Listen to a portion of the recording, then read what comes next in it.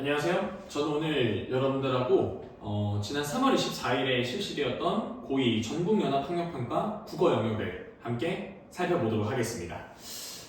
이번 시험의 1등급 컷은 87점으로 평가원이 일반적으로 90점을 전후하여 1등급 컷을 형성하려고 하는 걸 고려했을 때 난이도는 평년보다는 아주 조금 어려운 정도에 속했다라고 볼 수 있는 시험이었습니다.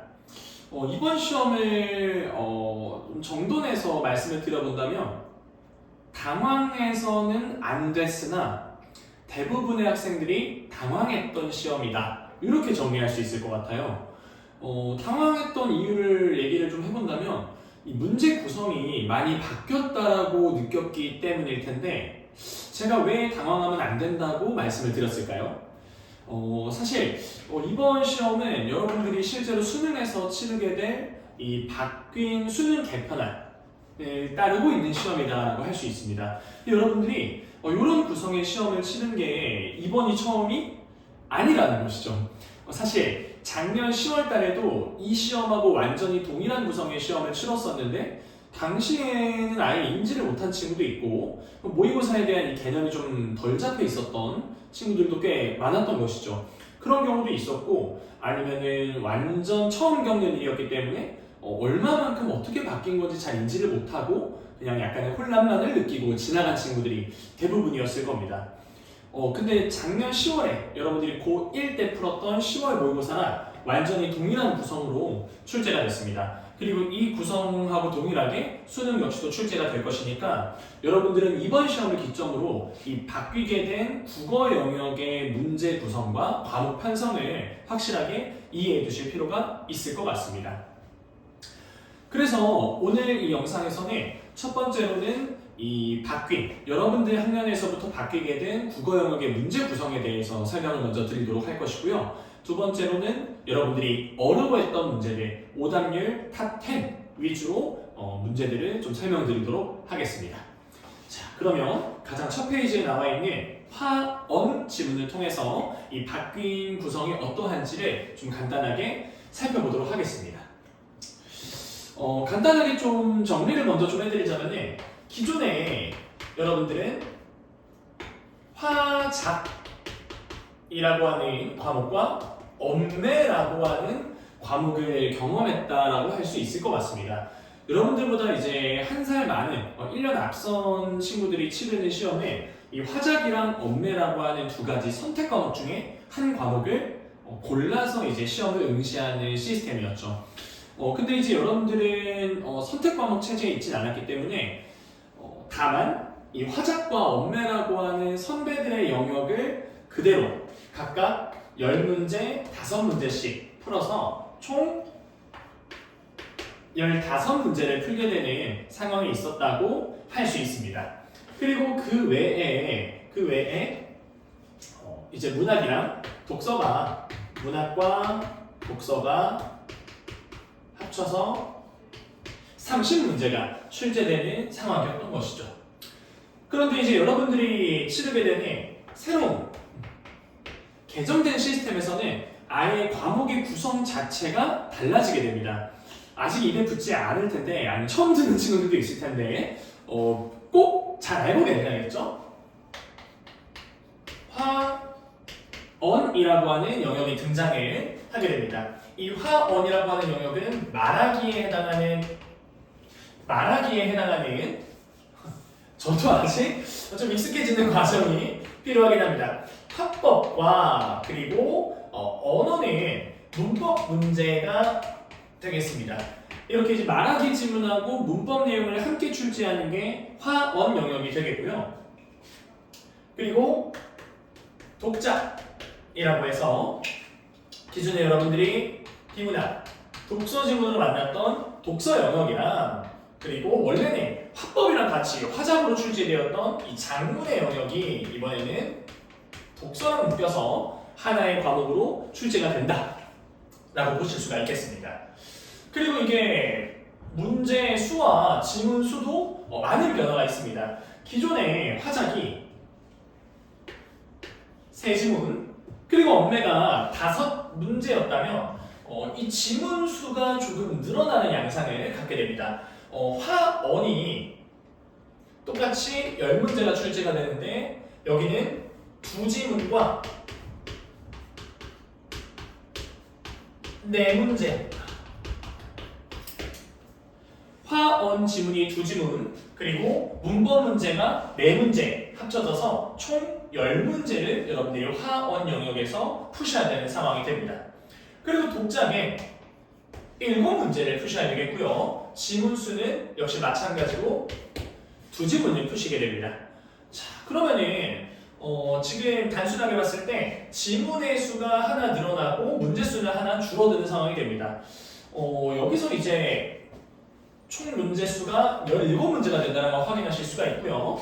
그러면 이러한 변화의 양상에서 여러분들이 두 문제를 더 푸셔야 된다. 지문수로 따지면은 한 지문이 더 늘어나게 된다라는 것을 보실 수 있습니다. 이렇게 새롭게 바뀐 영역의 구성으로 인해서 기존의 영역들도 영향을 받게 됩니다. 자, 그러면은 문학이랑 독서는 이 몇 문제를 푸시게 되는 것이죠? 총 문제 수가 45문제이기 때문에 문학 독서는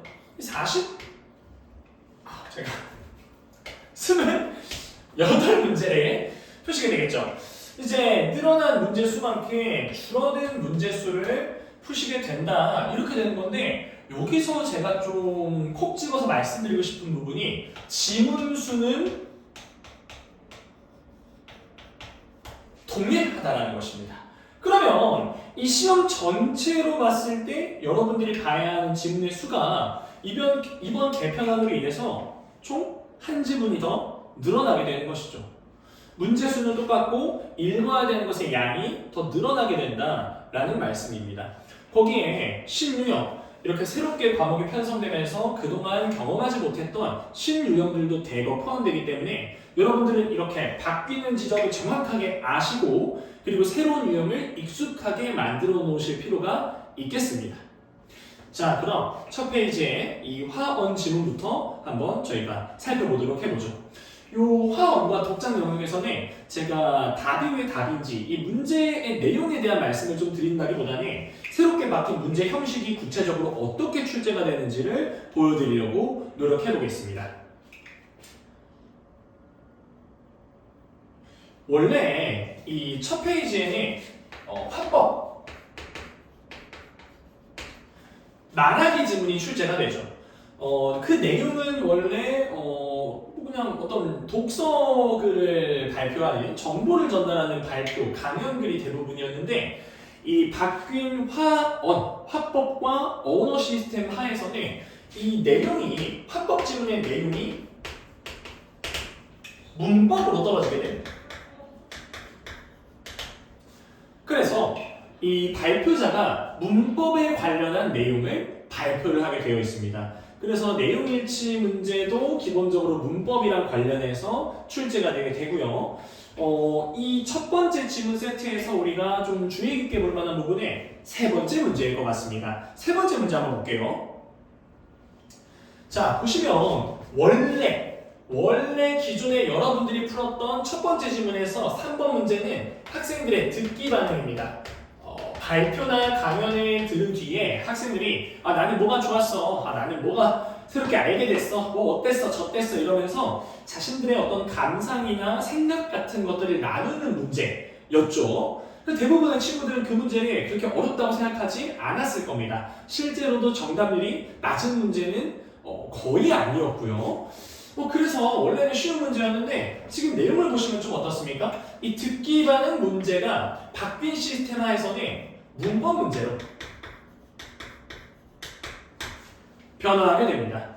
물론 여러분들이 이제 앞에 지문도 읽었고 했기 때문에 여기 나오는 문법 문제는 상대적으로 조금 더 쉽게 풀 가능성은 있습니다. 그러나 대부분의 친구들이 단순한 말하기 문제보다 문법적인 내용을 물어볼 때 훨씬 더 큰 어려움을 느낀다는 것을 감안했을 때 이 첫 번째 세트의 난이도 조금 증가하는 것이다 라고 제가 정리해서 말씀드릴 수 있을 것 같습니다. 자, 그러면 두 번째 지문에서는 또 어떤 변화가 있는지 살펴보겠습니다. 자, 두 번째 지문도 역시 말하기 지문입니다. 기존에 여러분들이 푸셨던 세트에서는 원래는 이제 네 문제가 나오고 그리고 가지문하고 나지문을 묶어서 화법과 작문이 함께 출제되었던 유형이 분리가 되어가지고 말하기 단독으로 출제가 되는 세트로 바뀌었다라고 보시면 되겠습니다. 기존에 여러분들이 경험했던 말하기 세트와 동일하게 토의 혹은 토론이 제시된 자리입니다. 여럿이 함께 말을 하는 문제가 이제 출제된다는 얘기죠. 그래서 이 두 번째 세트의 첫 번째 문제와 두 번째 문제는 기존에 여러분들이 경험했던 문제와 동일합니다. 첫 번째 문제를 보시면 특정인의 말하기 방식, 여기서는 사회자의 말하기 방식이 나와 있지요. 그리고 두 번째 문제는 특정 구간의 말하기 방식이 나와 있습니다. 이 역시도 여러분들이 기존의 시험에서 계속 만날 수 있었던 유형이라고 할 수가 있습니다. 자, 여기서도 역시 마찬가지로 세 번째 문제, 즉 6번 문제에 제가 조금 더 주목을 해보고 싶어요. 6번 문제 보시면은 토의를 준비하며 수집한 자료다. 자료를 활용해서 어떤 식으로 말을 할 것 같냐? 라고 되어 있습니다. 이것과 비슷한 유형의 문제 분명히 보신 적이 있죠. 기존의 세트에서는 장문 세트였습니다. 장문 세트에서 초고를 보완하기 위해 수집한 자료를 활용하는 문제였죠. 어쨌든 활용할 자료 가나다 3개의 자료를 주고 장문할 때 그 자료가 어떤 식으로 활용될 수 있는지를 물어보는 문제가 있었습니다. 그런데 그 문제가 조금 성격을 달리하게 됩니다. 원래 이렇게 수집한 자료를 활용하는 유형은 말씀드린 바와 같이 장문 영역에 해당하는 문제였습니다. 그러나 새로운 세트에서는 이것이 말하기, 화법 영역으로 빠지게 되었다라고 할 수 있습니다. 기존의 화법과 장문 10문제 세트에서 이 자료를 수집해서 활용하는 문제는 항상 오답률이 가장 높은 문제 중에 하나였죠. 그러면 여기서도 역시 마찬가지로 평가원에서는 난이도가 높은 문제를 새롭게 개편된 과목에서도 그대로 유지하면서 변별력을 확보하고 싶어 한다라는 것을 확인할 수 있습니다. 여러분들도 말하기 지문에서 자료 활용하는 문제가 나온다는 것을 알고 계셔야 불필요하게 당황하거나 시간을 낭비하는 경우 없이 문제를 풀 수 있으리라고 생각을 합니다. 이 유형 꼭 기억해 주시기 바라겠습니다. 그리고는 그 다음에 이어서 문법 문제가 나옵니다. 기존에 여러분들이 보셨던 문법 문제는 5문제가 나오는 시기였죠. 그런데 지금 보시게 되면 문법 문제는 이렇게 10번까지 4문제로 줄어들게 됩니다. 문법만 단독으로 물어보는 문제의 개수가 줄어드니까 이거 개꿀 아니냐라고 생각을 하실 수도 있는데 문법 문제는 여전히 5문제죠? 왜 그렇습니까? 나머지 1개의 문법 문제 어디 있습니까? 그렇죠. 여기 화언 첫 번째 지문의 3번 문제가 문법 문제에 해당한다고 말씀을 드렸죠. 그래서 결과적으로 여러분들이 푸셔야 되는 문법 문제는 또 5개로 유지가 됩니다. 치밀하게 기존의 난이도 요소를 유지하고자 평가원의 의도가 돋보인다고 할 수 있을 것 같습니다. 그리고 이번 시험을 치를 때 이 문법 문제 풀고 나서부터 당황하는 친구들이 있었을 거예요.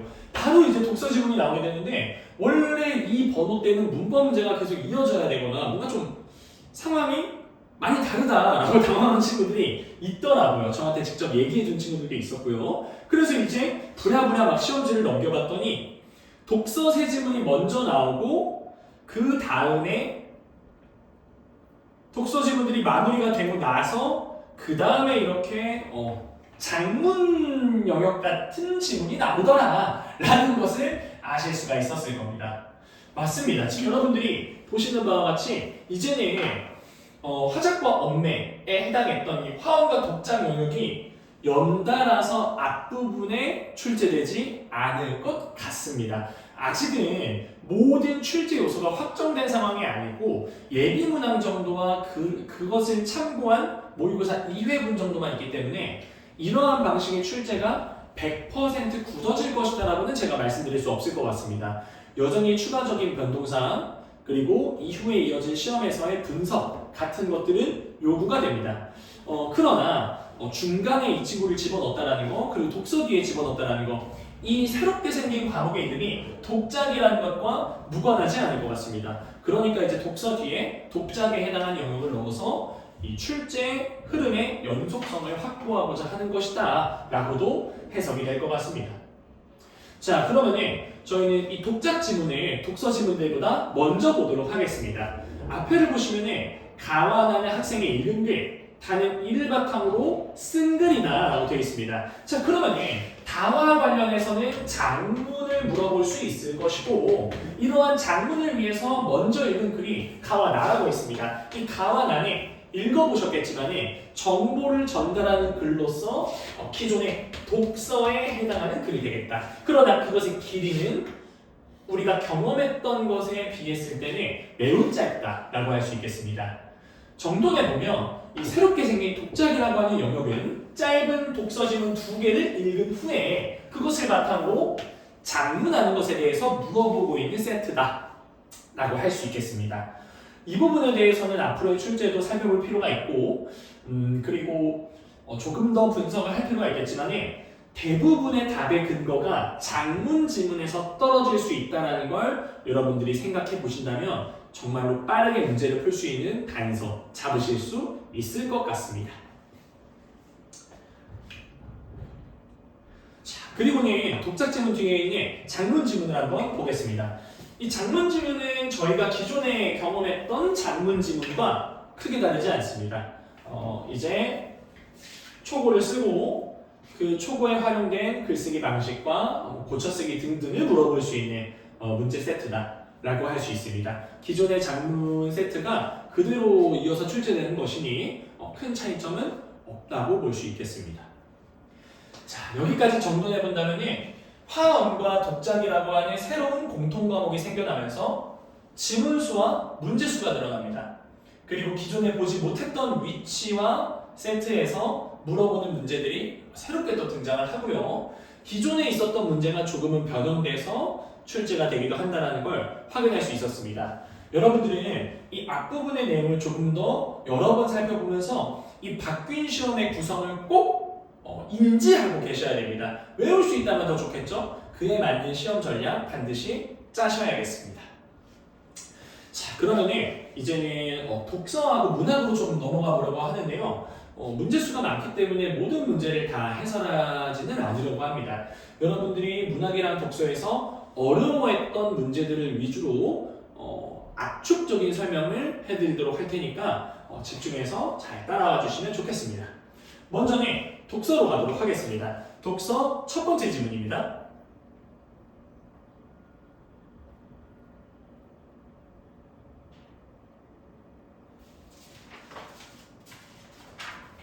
첫 번째 독서 지문에서 가장 어려웠던 문제는 지금 제가 이렇게 앞에 띄워놓은 13번 문제였다고 할 수 있습니다. 이 친구 정답률이 39%입니다. 60%가 틀렸다는 얘기죠. 그리고 이 시험에서는 두 번째로 어려운 문제에 해당을 했습니다. 이 지문 같은 경우는 여러분들이 예외 정보 그리고 이 예외 정보에 포함되는 경우를 구분하는 내용, 이 경우 구분을 얼마나 잘 구분 짓고 또 인지하고 또 그 인지하고 구분 지은 것을 표시하느냐에 따라서 문제 풀리는 정도가 큰 차이를 보일 수가 있었습니다. 사실 제가 답의 근거를 가지고 와서 답이 2번이라는 걸 보여드리면 전혀 어려울 건 없습니다. 그러나 유사한 듯 반복되는 자잘하게 많은 정보들을 잘 구분하지 못해서 혼란을 느꼈던 친구들 같은 경우에는 아예 접근이 잘 안 됐을 수도 있고 왔다 갔다 하면서 풀려고 노력을 했지만 시간의 압박으로 인해서 조금 급한 마음에 잘못된 답을 고르는 친구들도 있었을 것입니다. 저희는 답이 왜 답인지를 좀 살펴보는 쪽으로 접근을 해보도록 하겠습니다. 지금 보기의 내용을 보시면 이 매매 계약의 상황이 구체적인 경우가 나와 있습니다. 물품의 운송이 계약에 포함되어 있는 조건이 있고요. 그리고 물품은 특정한 장소에서 인도되어야 할 의무가 없는 상황입니다. 이러한 두 가지 조건에 부합하는 경우에 3문단 초반부에 나오고 있다라고 할 수 있겠죠. 3문단 초반에 함께 보시죠. 자, 기억으로 시작하는 문장이었습니다. CISG의 내용을 설명하면서 그 구체적인 진술이 나오는 부분이죠.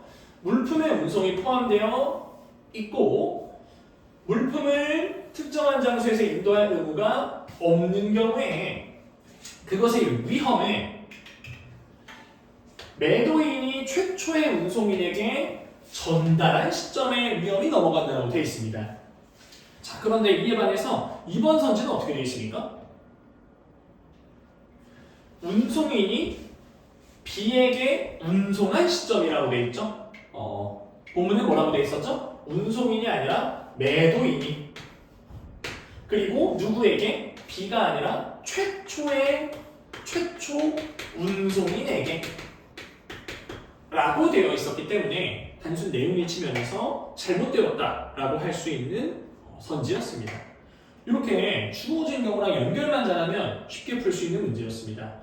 그러나 읽어보신 여러분들도 아시겠지만 읽다 보니 예상 밖에 너무나도 많은 경우의 부분이 있었고 그것들에 잘 대처하지 못하면서 읽어냈기 때문에 결국에는 굉장히 혼란스러운 상황으로 답을 고르기가 어려웠다고 할 수 있죠. 경우에 대해서 물어볼 때는 간단한 슬래시 기호를 통해서 나눠가면서 읽어보는 것, 여러분들이 나중에 다시 그 내용을 연결하러 찾아왔을 때 정보를 훨씬 더 수월하게 구분할 수 있게끔 도와주는 표시가 될 겁니다. 간단한 접근이지만 바로 한번 시도해 보시면 좋겠네요. 자, 그리고 두 번째 질문으로 가보겠습니다.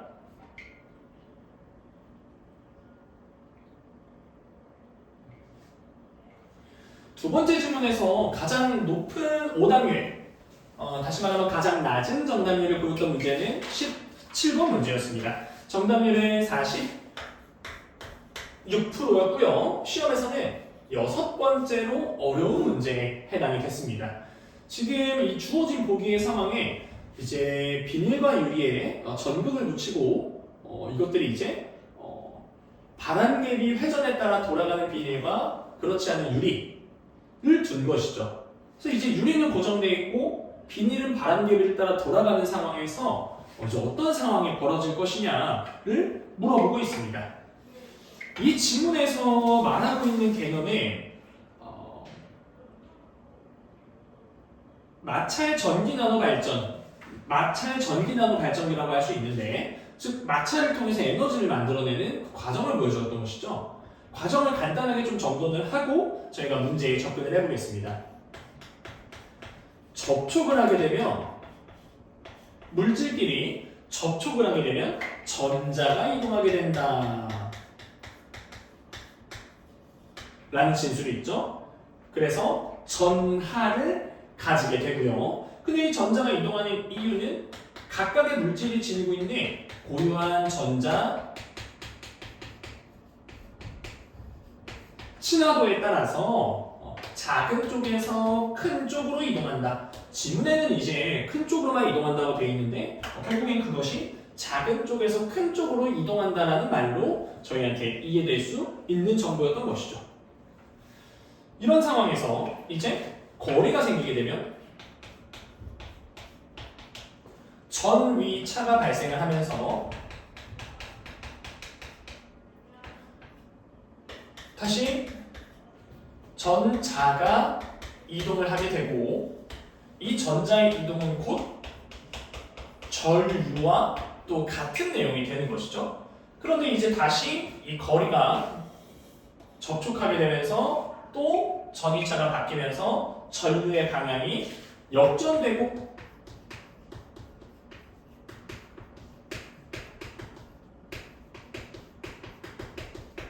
또 거리가 생기게 되면 전류가 흐르는데 접촉하면 역전되고 또 거리가 멀어지게 되면 방향이 바뀌어서 또 역전되고 이 과정이 계속 반복되면서 에너지, 이 전류가 흐르는 이 전기 에너지가 생긴다는 걸 보여주고 있는 지문이라고 할 수가 있겠습니다. 이 문제의 답은 4번이었습니다. 이제 이 지문과 문제를 소화한 친구들이 대부분 하는 얘기, 그리고 저도 역시 마찬가지로 드는 생각에 지문의 내용은 조금 복잡할 수 있었고 난이도가 낮지는 않았다고 생각을 합니다. 그러나 이 지문에서 여러분들한테 알기 바랬던 내용보다 문제가 풀리는 원리는 매우 단순했다고 할 수가 있죠. 뒤에 이어지는 지문도 역시 마찬가지이기 때문에 이러한 출제 경향도 저희는 한번 다시 생각해 볼 필요가 있을 것 같기도 합니다. 여기 4번을 보시게 되면은 이제 반환계비가 도는 방향이 바뀌면 전하의 부호가 바뀌냐라고 되어 있습니다. 그런데 이런 전하 부호의 형성이 결국에 전자 친화도에 따른 전자 이동으로 만들어지는 것이었단 말이죠. 이 전자의 친화도는 반환계비가 어떤 방향으로 도는 것과는 관련 없이 물질마다 항상 일정한 값을 가지고 있고 그에 따라서 이 전하가 형성되는 부호도 일정하게 되는 것이죠.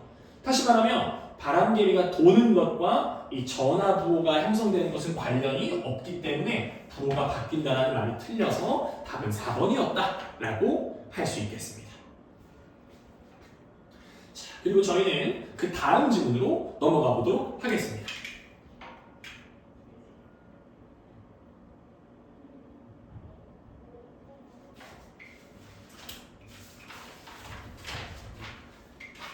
그 다음 질문에 생명 중심 윤리가 나오는 가나형 지문이 있었습니다. 테일러와 레오폴드의 얘기를 다루고 있는 지문이었죠. 요 지문에서 가장 이제 어려웠던 여러분들이 많이 틀렸던 문제는 22번 문제였습니다. 이 친구 정답이 33%입니다. 60% 이상의 친구들이 틀렸고요. 여기서 저희가 주목을 할 만한 부분에 이 5번 선지를 고른 비율이 34%입니다. 문제의 답이 2번이었기 때문에 저희가 2번이 왜 답인지를 보는 게 지금 필요하기는 한데 더불어서 왜 5번에 적절한 것이냐를 이해하는 게 어떻게 보면 조금 더 큰 과제라고도 할 수 있을 것 같습니다. 지문의 내용은 아주 복잡하진 않았죠. 테일러가 생각하는 생명 중심 윤리, 그에 따른 도덕적 의무, 레오폴드가 생각하는 생명 중심 윤리가 나와 있을 뿐이었습니다. 그들이 생각하는 윤리적인 기준을 바탕으로 22번 문제에 나와 있는 보기의 상황을 한번 적용해서 해석을 해봐라 하는 문제였죠. 예시 보기에 적용을 하는 아주 일반적인 문제였다고 볼 수가 있습니다. 그러나 이제 문제에서 답이 떨어지는 단서들은 좀 까다로운 면이 있었죠. 최근에는 잘 출제되지 않을 정도의 지역적인 요소에서 답이 떨어지는 문제였다고 볼 수가 있겠습니다. 내용 흐름 그리고 이해를 중시하는 친구들 같은 경우에는 답의 근거가 아예 보이지 않았을 가능성 매우 높습니다. 함께 보겠습니다. 자, 일단 1번 선지입니다. 테일러가 말한 의무와 관련한 선지가 나와 있습니다. 테일러는 4가지 도덕적 의무를 얘기했죠. 첫 번째는 불침해, 두 번째는 불간섭, 세 번째는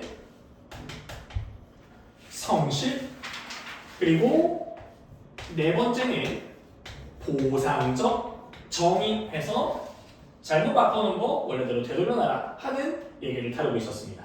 자, 1번 선지 같은 경우에는 지금 이 불침해 의무하고 연결되는 내용이라고 볼 수가 있겠습니다. 설명상 이 불침해 의무는 제가 이 시험지를 통해 좀 읽어보겠습니다. 불침해 의무는 인간이 어떤 생명체 피해를 주면 안 되고 그러나 인간이 유발하지 않은 피해까지 방지할 의무는 없다라고 되어 있습니다. 지금 보기에 나와 있는 하천병 생태계에서 벌어지고 있는 상황에 식물 A가 만든 피해이기 때문에 인간이 만들어낸 피해가 아니죠. 그러니까 테일러가 생각하는 불침해 의무는 제가 방금 읽은 내용에 따라서 인간이 만든 피해는 아니기 때문에 이것까지 방지해줘야 할 의무가 인간한테 없으니 적절한 선지라고 할 수 있겠습니다. 답은 2번 선지였습니다. 생명체를 배반한다라고 하는 진술은 성실의 의무에서만 등장을 했던 진술입니다. 이런 키워드를 바탕으로 필요한 개념어랑 연결하는 것은 지문에 대한 꼼꼼한 독해와 직결되는 부분이었다고 할 수 있을 것 같습니다. 생명체를 배반한다, 인위적으로 제거한다 등의 키워드를 통해서 성실의 의무하고 이번 선지를 연결해 보실 수가 있었죠. 자, 그런데 이 성실의 의무가 적용되는 대상은 특정되어 있습니다. 야생, 동물로 특정되어 있기 때문에 지금 이 상황을 만들고 있는 A는 식물이라는 점을 고려해서 생명체, 이것은 성실의 의무가 지금 적용되지 않는 상황임을 아실 수가 있는 것이죠. 따라서 생명체를 배반하는 행위가 되지 않기 때문에 답은 2번일 것입니다. 자, 그리고 이제 5번 선지를 한번 보겠습니다. 5번 선지를 여러분들이 이해하실 때 1번 선지를 함께 이해한 것이 큰 도움이 됩니다. 우리가 1번 선지는 이 불침의 의무에 의해서 인간이 의무를 갖고 있는 상황이 아니라는 걸 이해를 했죠. 그러면 지금 테일러가 하천변 생태계가 의무적 대상이 아니라고 하는 거 적절하다. 불침해 의무와 관련해서는 적절하다라는 거 확인할 수 있었습니다. 불침해 의무와 관련해서 적절하죠. 그리고 또 상황이 어떻죠? 불간섭의 의무가 있는데 지금 보기의 상황에서 간섭을 당하는 대상은 하천변 생태계입니까? 아니면 식물 A입니까? 식물 A가 되기 때문에 이 불간섭 의무의 기준을 봤을 때도 하천변 생태계는 도덕적 의무의 대상이 아니게 됩니다. 간섭되는 대상이 아니기 때문이죠. 그리고 2번이 답이라는 걸 보면서 5번 선지를 마저 판단할 수 있는 단서를 또 얻었죠. 성실의 의무는 야생동물만을 대상으로 하고 있습니다.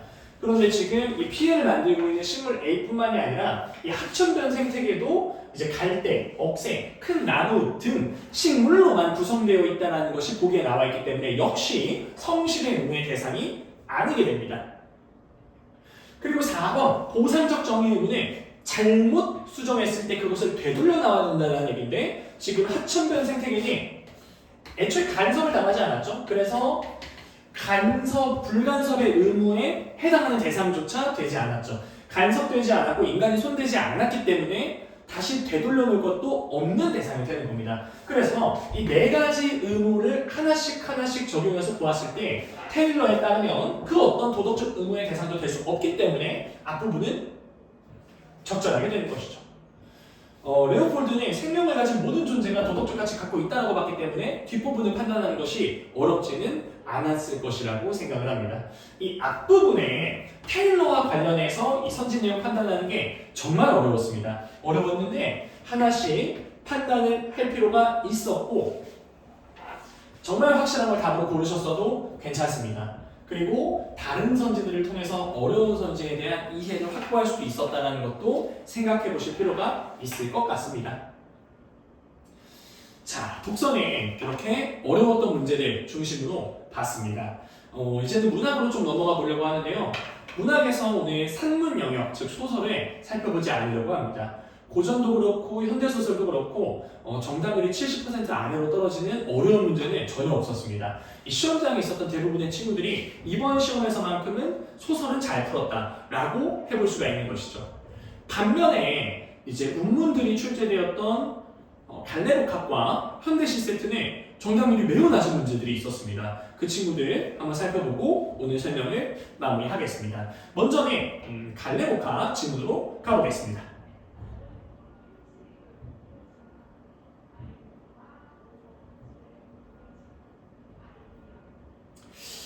이 갈래복합 지문에서 정답률이 가장 낮았던 건 35번 문제였습니다.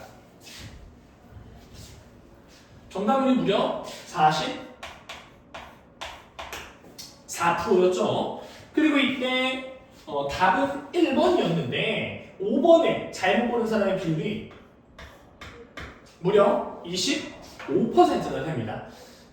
제가 잔인하게 얘기하는 거를 그렇게 좋아하진 않는데 이거는 아예 그냥 문화풀이의 기본이 잘 안 지켜졌다라는 냉정한 비판을 드려야 될 것 같습니다. 왜냐하면 이 5번 선지가 적절하다라는 근거가 보기에 그대로 나와있기 때문이에요. 보기를 한번 같이 볼까요? 이 제세주라고 하는 표현 분명히 굉장히 어려운 표현입니다. 그리고 일반적으로 이렇게 어려운 단어가 나왔을 때는 본문의 각 줄을 통해서 그 단어를 설명해 주는 것이 일반적이죠. 그런데 이 경우는 지금 조금 특이하게 보기 안에 그 소재의 구체적인 의미를 던져주고 있습니다. 그러나 보기를 읽고 들어가는 게 가장 기본적인 접근 중에 하나이기 때문에 절대로 놓쳐선 안 됐고, 제세주란 표현 모르는 친구라면 보기의 내용을 가지고 와서 본문 독해하고 선지 판단 가져가셨어야 되는 것이죠. 자, 제세주 뭐라고 되어 있습니까? 세상을 구제하고 싶은 화자의 포부를 가상의 배로 표현한 것이다 라고 되어 있습니다. 그리고 이때 화자는 사공에 빗대어져 있다고 되어 있습니다. 그리고 본문의 내용은 어떻게 되어 있죠? 본문은 한번 시험지로 한번 보겠습니다.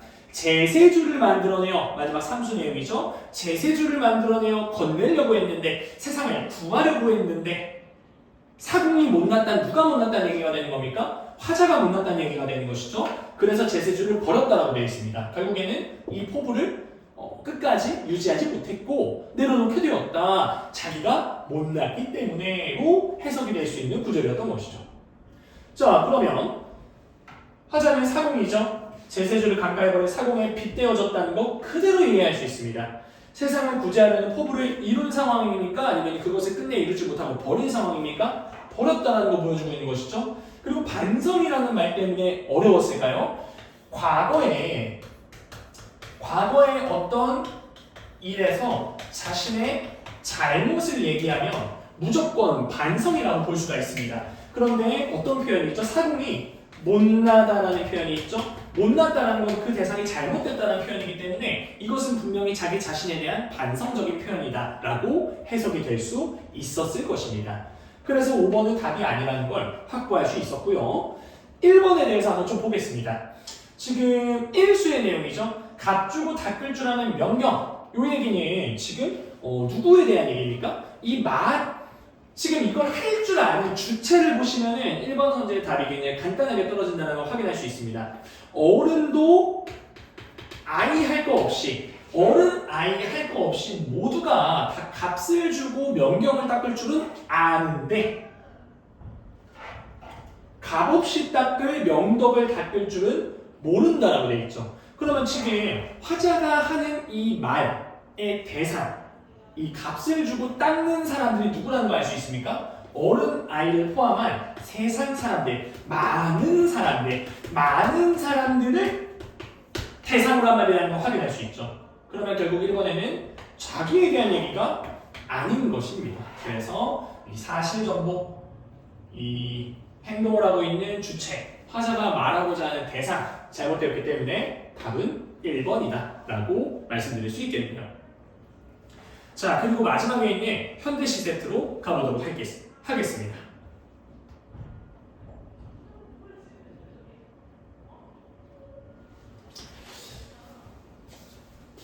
이 마지막에 나온 현대시 지문에서는 마지막 문제가 가장 어려웠습니다. 정답률이 45% 밖에 안 됐고, 정답률이 43%네요. 정답률이 43%밖에 안 됐고, 현대시가 일반적으로 80% 이상의 정답률을 보는 게 일반적이라는 걸 고려한다면 정말로 어려웠다라고 할 수 있겠습니다. 아마도 이 다와 관련한 선지들의 판단에서 많은 친구들이 어려움을 겪었던 것 같습니다. 답이 5번이었는데 3번을 보는 친구의 비율이 무려 39%였습니다. 그러나 여기서도 사실 아주 여러분들한테 어려운 것을 요구하는 상황은 아니었다고 볼 수 있습니다. 우리가 문학작품을 읽을 때 그 문학작품을 창작한 주체가 어떤 가치 판단을 하는지를 확보하는 것은 가장 기본적인 영역 중에 하나라고 볼 수가 있겠죠. 이러한 접근의 근거에서 다작품을 좀 읽어본다면 단의 걷기, 그리고 거기서 이어지는 느슨한 산책, 그리고 거기서 느림복, 게으름 이런 시어들을 연달아 배치하면서 도시에서는 이런 걸 싫어하고 이런 산책의 묘지다, 산책에 살아남을 수가 없는 곳이다 비교대적하고 있다는 것을 인지할 수 있습니다. 그런데 지금 도시가 산책을 회방한다, 도시에 달리는 사람들, 달리기를 하는 사람들은 다 쓰러져 지친다 등등의 표현을 통해서 주체는 지금 도시와 관련한 것에는 부정적 가치를, 그리고 그와 대조되는 걷기, 산책, 늘보, 게으름 등등의 가치에 대해서는 긍정적인 판단을 주고 있다는 것을 확인할 수가 있었습니다.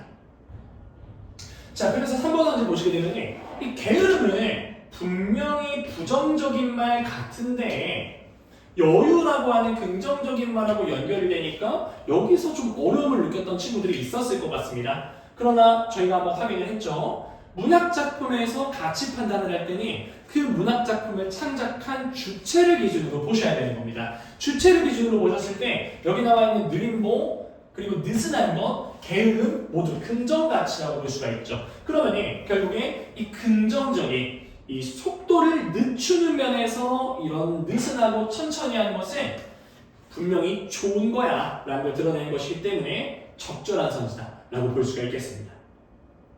5번 선지는요, 도시라고 하는 부정적 대상을 개인주의, 모두가 부정이라고 생각을 하죠. 부정적인 게 있는 것으로 표현했기 때문에 이건 답인가라고 고민해 볼 수 있는데, 개인주의라고 하는 말이 성립하기 위해서는 어떤 표현이 필요한가요, 여러분? 혼자, 따로, 홀로, 이런 인원과 관련한 표현들이 등장을 해줘야 개인적인 얘기인지 그렇지 않은 얘기인지를 확인할 수가 있습니다. 그러나 이 시에서는 지금 보다시피 속도에 관련한 표현들은 상당히 많이 나와서 느린 건 긍정, 빠른 건 부정이다라고 얘기를 하고는 있지요. 그러나 혼자냐 여럿이냐에 대한 표현은 전무했기 때문에, 아예 없었기 때문에 개인주의라고 하는 가치에 대해서 어떤 얘기를 하려고 하는지는 저희가 아예 파악할 수가 없었습니다. 이런 선지 같은 경우에는 사실 정보가 없기 때문에 작품하고 무관한 선지다라고 인지를 해주시는 게 좀 더 적절한 접근이었을 것 같습니다. 사실 지금 이 문제 같은 경우에는 보기가 조금 더 구체적으로 제시가 돼서 이런 개인주의냐 아니면 게으름이 여유로운 삶이냐 이 가치 판단에 대한 키워드를 제시해줬다면 정답률이 80% 이상으로 올라갔을 겁니다. 그러나 힌트가 상당히 희박했죠. 가지문에다가 보기에 해당하는 내용을 집어넣었는데 굉장히 가치 중립적이고 당연하다고 느낄 수 있는 얘기들만을 구성해 놓음으로써 오히려 선지 판단에 대한 구체적인 근거를 제시하지 않았습니다. 그럴 때는 근거 없음이 답을 고르는 근거로 역으로 작용할 수 있다는 것을 여러분들이 한 번 더 생각해 보시길 바라겠습니다. 그래서 이 마지막 문제의 답은 5번이었고 이런 식으로 저희가 이해해 볼 수 있다고 말씀드릴 수 있을 것 같네요. 자, 아무래도 지문의 수는 늘고 그리고 풀화된의 문제량은 동일했기 때문에 여러분들의 풀이 부담 분명히 더 있는 시험이었을 겁니다. 그리고 이 변화에 아직 인지가 덜 돼, 적응이 안 된 친구들 같은 경우에는 풀면서 계속 당황했을 만한 시험이기도 합니다.